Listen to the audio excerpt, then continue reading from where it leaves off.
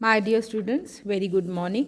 कल हमने second paper में नया चैप्टर शुरू किया था, विकास जनित असमानताएं।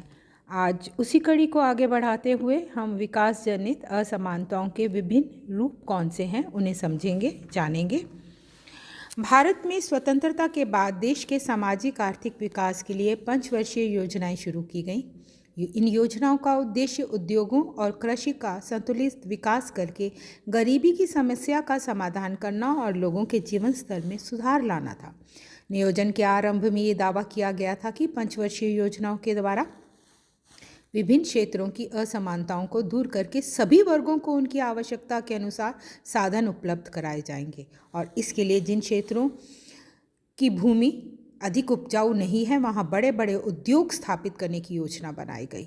उपजाऊ भूमि वाले क्षेत्रों के लिए सिंचाई के साधन उपलब्ध कराने के लिए बड़े बड़े बांधों की सहायता से नहरों का जाल बिछाया गया। सभी क्षेत्रों को एक दूसरे से जोड़ने के लिए रेल लाइनों और सड़कों का निर्माण किया गया। भविष्य की आवश्यकताओं को ध्यान में रखते हुए बिजली के उत्पादन को विशेष महत्व दिया गया।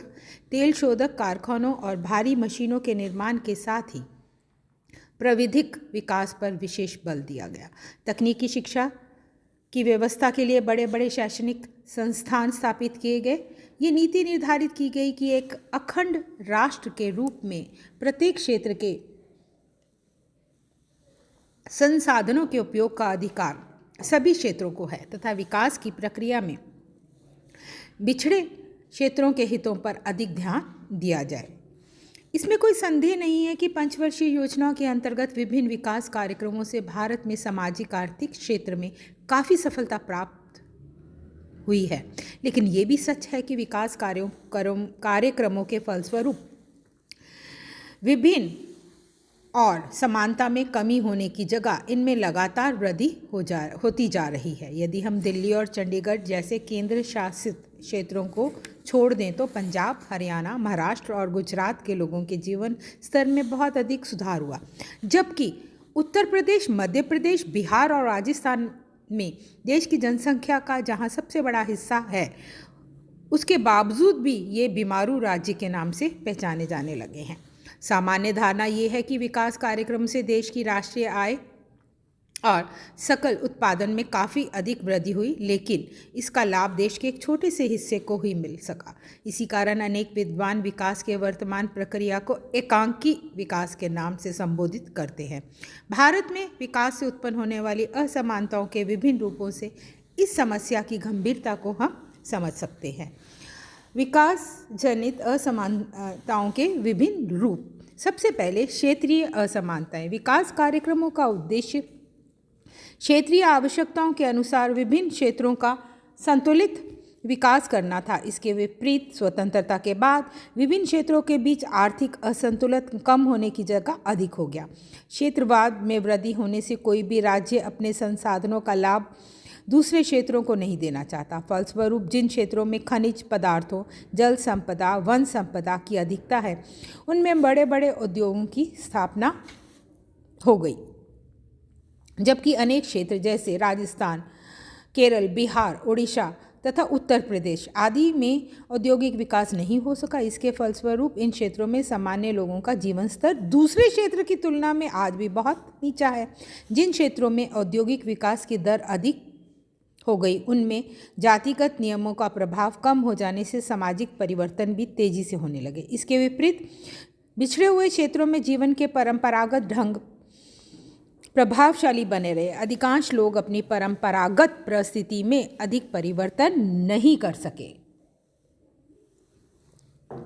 दूसरा जो रूप है वह है प्रति व्यक्ति आय में विषमता। ये सच है कि पिछले 10 वर्षों में भारत में प्रति व्यक्ति वार्षिक आय बढ़ी है, लेकिन विभिन्न क्षेत्रों में प्रति व्यक्ति आय का स्तर एक दूसरे से बहुत अलग है, भिन्न है। एक और पंजाब, हरियाणा, महाराष्ट्र, हिमाचल प्रदेश और कर्नाटक में प्रति व्यक्ति आय राष्ट्रीय औसत से भी अधिक है, तो दूसरी ओर ओडिशा, मध्य प्रदेश, उत्तर प्रदेश, बिहार, असम, आंध्र प्रदेश, राजस्थान, त्रिपुरा, नागालैंड, मेघालय आदि ऐसे राज्य हैं जिनमें प्रति व्यक्ति वार्षिक आय 14,000 रुपये से भी कम है। इसका कारण इन क्षेत्रों में व्यापक रूप से फैली हुई बेरोजगारी की समस्या है। पिछले 10 वर्षों में महंगाई लगभग 3 गुना बढ़ी है और प्रति व्यक्ति आय में होने वाली वृद्धि का व्यक्तियों को कोई लाभ नहीं मिल सका है। प्रति व्यक्ति आय के असंतुलन के फलस्वरूप ही देश के विभिन्न हिस्सों में तरह तरह के किसान आंदोलनों और संघर्षों को प्रोत्साहन मिलने लगता है। तीसरा जो रूप है वह है औद्योगिक असंतुलन। प्रति व्यक्ति आय की असमानता का मुख्य आधार विभिन्न क्षेत्रों में पाया जाने वाला औद्योगिक असंतुलन है। भारत के अनेक क्षेत्रों में खनिज संपदा जैसे कोयला, लोहा, तांबा, मैग्नीज, सीसा, जस्ता, बॉक्साइट के प्रचुर भंडार हैं, लेकिन इससे संबंधित उद्योगों की स्थापना उन क्षेत्रों में बहुत कम होने से वहाँ के निवासी सभी प्रकार के लाभों से वंचित रह जाते हैं। खनिज भंडार वाले राज्यों में झारखंड, छत्तीसगढ़, कर्नाटक, ओडिशा, आंध्र प्रदेश, मध्य प्रदेश, गोवा आदि प्रमुख हैं, लेकिन सबसे अधिक उद्योगों की स्थापना हुई महाराष्ट्र, कर्नाटक, हरियाणा, गुजरात में हुई। इसी कारण इन क्षेत्रों के लोगों को खनिज पदार्थों के उत्पाद का अधिक लाभ मिल सका। कुछ समय पहले तक सरकार की ये नीति थी कि पर्वतीय क्षेत्रों और दुर्गम प्रदेशों में छोटे उद्योगों की स्थापना करके उनका विकास किया जाएगा, लेकिन राजनीतिक कारणों से अधिकांश पर्वतीय क्षेत्र औद्योगिक विकास से वंचित रह गए। ग्रामीण नगरीय असंतुलन, ये इसका चौथा रूप बता रही हूँ मैं। भारत में असमानताओं का एक प्रमुख रूप ग्रामीण नगरीय असंतुलन के रूप में भी देखने को मिलता है। परंपरागत रूप से भारत एक कृषि प्रधान देश रहा है। कृषि अर्थव्यवस्था के अनुसार यहाँ एक विशेष सामाजिक संरचना का विकास हुआ। स्वतंत्रता के बाद जब देश के सामाजिक आर्थिक विकास के लिए विभिन्न विकास कार्यक्रम शुरू हुए तो ग्रामीण और नगरीय जीवन का संतुलन तेजी से बिगड़ने लगा। एक बड़ी संख्या में लोग अपने अपने गांव को छोड़कर आजीविका की तलाश में नगरों की ओर बढ़ने लगे। जैसे जैसे नगरों की आबादी बढ़ी, या नागरिक सुविधाएं जैसे आवास, पानी, बिजली, परिवहन, स्वास्थ्य आदि की समस्याएं अधिक गंभीर होने लगी। स्वतंत्रता के समय भारत में नगरों की कुल जनसंख्या जहां केवल लगभग 6 करोड़ से ही कुछ अधिक थी, वहां आज नगरीय जनसंख्या 31 करोड़ से भी अधिक है। ये सच है कि पिछले 60 वर्षों से भी अधिक में ग्रामीण जनसंख्या भी बढ़ी है, लेकिन नगरीय जनसंख्या की तुलना में ग्रामीण जनसंख्या का प्रतिशत तेजी से कम होता जा रहा है। दुर्भाग्य से विकास कार्यक्रमों को ऐसा रूप नहीं दिया जा सकता जिनकी सहायता से ग्रामीण जनसंख्या को ग्रामीण क्षेत्रों में ही लाभप्रद व्यवसाय की सुविधा प्राप्त हो सके। साक्षरता और शिक्षा में भिन्नता। विकास का एक प्रमुख मापदंड किसी क्षेत्र में लोगों को शिक्षा की सुविधाएं प्राप्त होना है। शिक्षा का साक्षरता से घनिष्ठ संबंध है, क्योंकि साक्षरता के बाद ही व्यक्ति के शिक्षित होने की संभावना की जा सकती है। भारत में स्वतंत्रता के बाद साक्षरता का प्रतिशत 18 से बढ़कर 65 से भी अधिक हो चुका है, लेकिन विभिन्न क्षेत्रों तथा वर्गों में साक्षर लोगों का प्रतिशत बहुत ही भिन्न है। एक और हम देखते हैं केरल, मिजोरम और लक्षद्वीप जैसे क्षेत्रों में जहां 90% से भी अधिक लोग साक्षर हैं, जबकि वहीं हम देखते हैं कि उत्तर प्रदेश, जम्मू कश्मीर, अरुणाचल प्रदेश, झारखंड, बिहार साक्षरता की दृष्टि से सबसे अधिक बिछड़े हुए क्षेत्र हैं। छत्तीसगढ़, मध्य प्रदेश, असम, ओडिशा, आंध्र प्रदेश, राजस्थान में भी जनसंख्या का एक बहुत बड़ा भाग अशिक्षित है। एक और भारत के संविधान में ये व्यवस्था है कि राज्य का दायित्व देश के प्रत्येक नागरिक को निःशुल्क अनिवार्य शिक्षा देना है, तो दूसरी ओर आज भी देश की लगभग 35% आबादी पूरी तरह निरक्षर है। यदि हम स्कूली शिक्षा ग्रहण करने वाले लोगों की संख्या पर ध्यान दें तो देश में कठिनाइता से 35% लोगों को ही शिक्षित कहा जा सकता है। शैक्षणिक भिन्नता के कारण भी विभिन्न क्षेत्रों का विकास समान रूप से नहीं हो सका है। राजनीतिक सत्ता में असमान भागीदारी। हम राजनीतिक आधार पर विभिन्न क्षेत्रों का मूल्यांकन करें तो स्पष्ट है कि केंद्र सरकार में कुछ क्षेत्रों का प्रतिनिधित्व बहुत अधिक है, जबकि सत्ता में अनेक क्षेत्रों की भागीदारी बहुत कम है। उदाहरण के रूप में भारत के जो पूर्वोत्तर राज्य जैसे त्रिपुरा, मेघालय, मणिपुर, नागालैंड, अरुणाचल प्रदेश, मिजोरम आदि काफ़ी बिछड़े हुए हैं। उनके सांसदों की संख्या संसद में बहुत कम है। इसके फलस्वरूप ये क्षेत्र अक्सर विकास की समुचित सुविधाएं पाने से वंचित रह जाते हैं। केंद्र सरकार में जिन क्षेत्रों के मंत्रियों की संख्या अधिक है, आमतौर पर उन क्षेत्रों को विकास के लिए बड़ी बड़ी राशियां और अनुदान प्राप्त होने लगते हैं।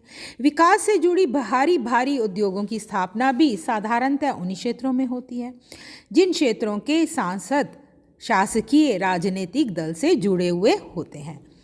विरोध पक्ष के सांसदों के क्षेत्रों पर तुलनात्मक रूप से कम ध्यान देने की प्रवृत्ति रही है। ये दशा भी विभिन्न क्षेत्रों के बीच असमानता पैदा कर देती है। जीवन स्तर की असमानता। विकास से उत्पन्न असमानताओं का एक रूप विभिन्न क्षेत्रों के जीवन स्तरों में बढ़ती हुई असमानता के रूप में भी स्पष्ट हुआ है। जीवन स्तर का प्रत्यक्ष संबंध प्रति व्यक्ति आय तथा उपभोग के स्तर से है। जिन क्षेत्रों में प्रति व्यक्ति आय कम है, जीवन स्तर भी तुलनात्मक रूप से नीचा बना हुआ है। आज सरकार ने विभिन्न विकास कार्यक्रमों द्वारा ग्रामीण क्षेत्रों के जीवन स्तर में सुधार लाने, कृषि उत्पादन को बढ़ाने और बहुत से कार्यक्रम लागू किए हैं। तुलनात्मक अध्ययन ये भी बताते हैं कि ग्रामीण विकास कार्यक्रमों का सबसे अधिक लाभ जो मिला है वह पंजाब को, हरियाणा को, गुजरात को, महाराष्ट्र को, कर्नाटक, तमिलनाडु जैसे राज्यों को इनका सबसे अधिक लाभ मिला है।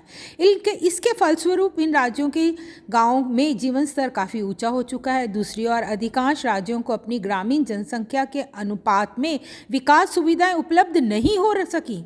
इन राज्यों में देश की कुछ ग्रामीण जनसंख्या का लगभग आधा हिस्सा निवास करता है, लेकिन ग्रामीण विकास के लिए इन राज्यों को मिलने वाली राशि का दुरुपयोग भी सबसे अधिक हुआ। मध्य प्रदेश, छत्तीसगढ़, झारखंड, गुजरात, राजस्थान तथा पूर्वोत्तर क्षेत्रों में के जिन भागों में जनजातियों की एक बहुत बड़ी संख्या पाई जाती है, वह भाग आज भी विकास की अधिकांश सुविधाओं से वंचित है। इसके फलस्वरूप जनजातीय क्षेत्रों में जीवन स्तर काफ़ी नीचा बना हुआ है। वर्ग असमानताएं। आज अधिकांश समाजशास्त्री ये मानते हैं कि भारत में विकास से उत्पन्न होने वाली असमानताओं में वर्ग असमानताओं की समस्या सबसे अधिक गंभीर है। स्वतंत्रता के बाद काफ़ी समय तक मिश्रित अर्थव्यवस्था के आधार पर वर्ग असमानताओं को कम करने का दावा किया जाता रहा और इसी संदर्भ में समाज के दुर्बल और वंचित वर्गों को आर्थिक सहायता के विशेष पैकेज तथा रोजगार के अवसर देने की कोशिश की गई।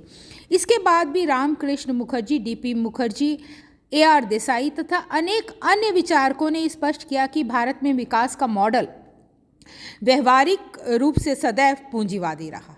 इसी का परिणाम है कि विकास के फलस्वरूप समाज का धनी वर्ग पहले से भी अधिक धनी हो गया और निर्धन लोगों की संख्या आज स्वतंत्रता के समय के बाद से हम देखें तो काफ़ी अधिक है। इसका स्पष्ट जो प्रमाण है वह है आज देश में लगभग 30% लोगों का गरीबी की सीमा रेखा से नीचे होना है।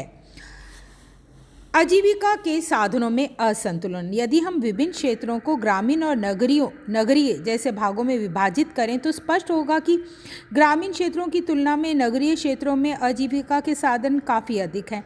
जनसंख्या में वृद्धि होने के साथ ही गांव में कृषि भूमि का जैसे जैसे विभाजन बढ़ता गया, प्रति व्यक्ति कृषि उत्पादन में कमी हो जाने के फलस्वरूप ग्रामीणों को नगरीय क्षेत्रों की ओर प्रवास करना आवश्यक हो गया।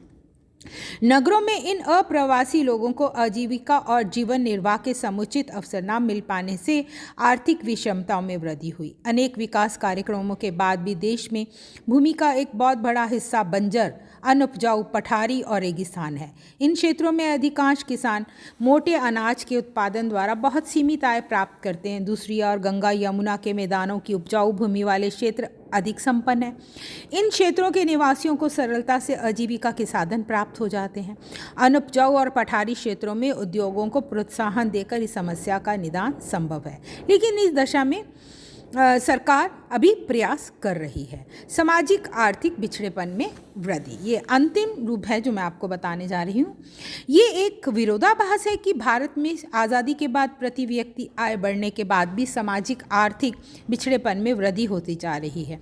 12 पंचवर्षीय योजनाएं पूरी हो जाने के बाद भी आज देश की लगभग 35% जनसंख्या गरीबी की सीमा रेखा से नीचे है। आर्थिक रूप से पिछड़े लोगों का प्रतिशत विभिन्न क्षेत्रों में एक दूसरे से अलग है। उदाहरण के लिए केवल ओडिशा की 64% जनसंख्या गरीबी की सीमा रेखा से नीचे है, जबकि पंजाब में केवल 12% लोग अत्यधिक निर्धन हैं। विकास कार्यक्रमों द्वारा सभी क्षेत्रों को संतुलित सुविधाएं देने का दावा किया जाता है, लेकिन विभिन्न क्षेत्रों में सरकार द्वारा शिक्षा, स्वास्थ्य, पेयजल, आवास की दी जाने वाली सुविधाओं में काफ़ी असमानता देखने को मिलती है। जो क्षेत्र आर्थिक रूप से संपन्न हुए हैं उनका सामाजिक पिछड़ापन भी कम होता जा रहा है, और इसके विपरीत आर्थिक रूप से निर्धन क्षेत्र आज भी तरह तरह के अंधविश्वासों और कुरीतियों से जुड़े हुए हैं। धन्यवाद। अब मैं नेक्स्ट क्लास में आपको इन असमानताओं के क्या कारण रहे वह बताऊंगी, और उसके बाद मैं आपको विकास जनित असमानताओं के परिणाम बताऊंगी। Thank you.